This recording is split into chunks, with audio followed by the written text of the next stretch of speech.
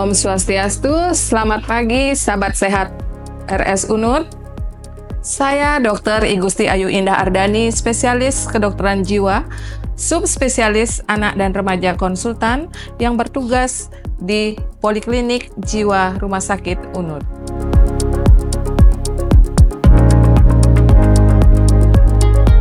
FOMO merupakan fear of missing out, di mana definisi dari FOMO adalah kecemasan atau ketakutan bahwa orang lain mungkin menikmati pengalaman atau peluang berharga yang tidak dialaminya oleh individu tersebut. Fenomena ini sering dipicu oleh paparan media sosial, di mana memperlihatkan kehidupan orang lain tampak lebih menarik atau lebih sukses daripada dirinya. Dikatakan bahwa social networking site atau SNS memainkan peran besar dalam penyebaran FOMO tersebut. Peningkatan penggunaan SNS, terutama melalui perangkat seluler, akan menciptakan peluang untuk melihat aktivitas sosial orang lain kapan saja. Itu menurut Itlin pada tahun 2018. Sedangkan dari statistik Gen Z, Pew Research Center melaporkan bahwa 89% remaja Gen Z aktif di media sosial dan menghabiskan rata-rata 4,5 jam per hari menggunakan perangkat digital menurut Pew Research di tahun 2022. Apa saja yang menjadi faktor penyebab Gen Z lebih rentan terhadap FOMO tersebut? Dikatakan yang pertama adalah teknologi di usia dini. Gen Z tumbuh di era di mana internet dan media sosial adalah bagian dari integral kehidupan mereka. Yang kedua, tekanan validasi sosial, di mana mereka sering mengukur nilai diri berdasarkan jumlah likes atau komentar. Kemudian yang ketiga adalah perbandingan sosial. Di sini kehidupan yang terlihat di media sosial seringkali menampilkan versi ideal yang menciptakan standar tidak realistis.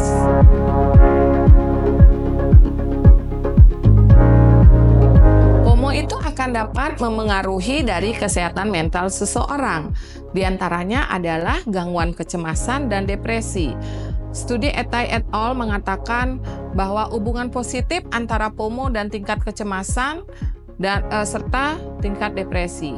Kemudian FOMO di sini akan mendorong penggunaan media sosial yang berlebihan yang meningkatkan resiko dari gangguan mental seperti depresi.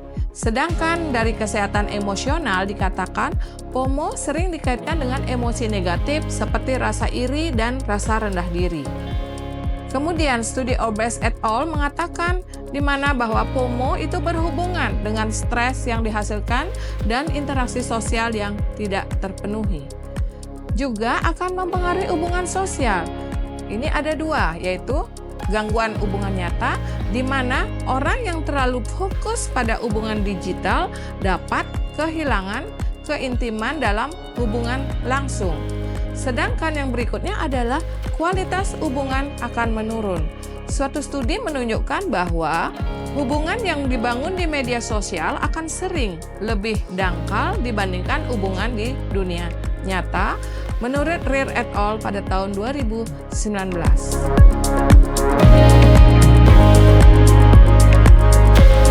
Di sini secara konseptualisasi dari FOMO dan identitas diri dikatakan berdasarkan self-determinant theory, FOMO akan muncul karena kebutuhan sosial yang tidak terpenuhi seperti keterhubungan, menurut Ryan dan Deci tahun 2000. Kemudian media sosial menjadi tempat Gen Z membangun identitas diri, tetapi seringkali mereka merasa tertekan untuk mengikuti standar ideal yang tidak jelas dan tidak realistis.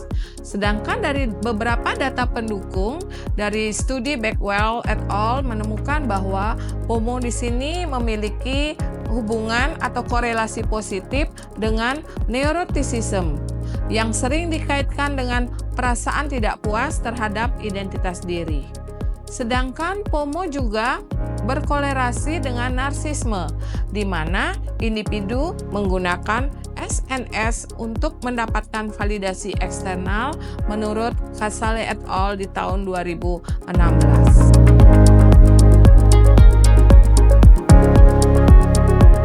Di sini ada beberapa langkah-langkah praktis. Yang pertama adalah mengurangi screen time, di mana menggunakan aplikasi untuk memantau screen time yang dapat membantu mengurangi penggunaan media sosial yang berlebihan.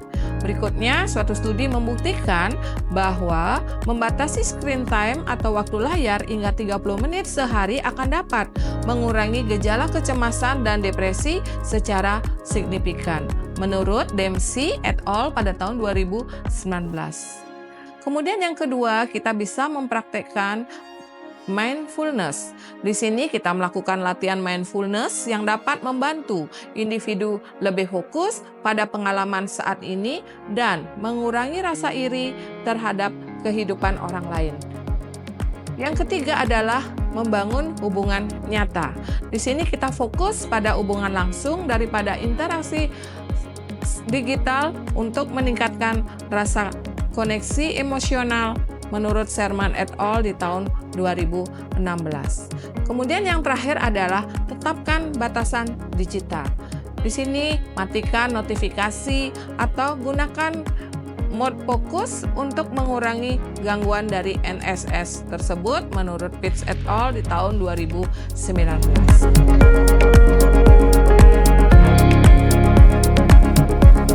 Dari peran orang tua di sini dapat memberikan pendidikan literasi digital sejak dini untuk membantu anak memahami risiko penggunaan media sosial.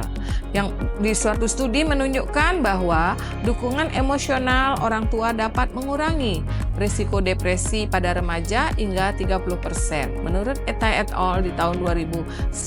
Sedangkan dari lingkungan, di sini sekolah akan dapat mempromosikan keterampilan sosial dan aktivitas non-digital untuk mengurangi ketergantungan pada validasi online. Sedangkan komunitas di sini akan mendukung, dapat membantu individu merasa lebih diterima tanpa tekanan sosial dari SNS. Nah, di sini ada 4 tips yang Dr. Indah akan berikan kepada Sobat Sehat RS Unut. Yang pertama adalah lakukan refleksi diri, meluangkan waktu untuk mengeksplorasi minat dan nilai-nilai pribadi. Yang kedua, lakukan jurnal rasa syukur, yaitu menulis hal-hal kegiatan seperti olahraga, seni, yang terbukti akan meningkatkan kebahagiaan hingga 25%. Kemudian yang ketiga adalah aktivitas bermakna, terlibat dalam kegiatan seperti olahraga atau sukarelawan untuk memberikan rasa puas yang lebih dalam menurut Digiman et al. 2011. Yang terakhir adalah yang keempat, kurangi perbandingan sosial, di mana kita akan bisa fokus pada tujuan pribadi yang membandingkan diri dengan orang lain menurut Montek et al. Di tahun 2019. Baik, akhir kata sebelum kita mengakhiri, mari kita bersama-sama mencegah FOMO di lingkungan masyarakat dan juga untuk diri kita sendiri. Apabila ada gejala atau ada gangguan terkait kesehatan mental, baik itu cemas, depresi, atau gangguan jiwa yang lain, datanglah ke Rumah Sakit Universitas Udayana, di mana kami membuka layanan instalasi rawat jalan, dibuka setiap pukul 8 hingga 16 sore di hari kerja. Apabila di luar hari kerja, kita ada layanan di instalasi gawat darurat yang buka 24 jam. Juga ada beberapa layanan dokter subspesialis, dokter spesialis, dan layanan dokter umum. Juga ada poliklinik travel medicine. Sekian, terima kasih, selamat pagi.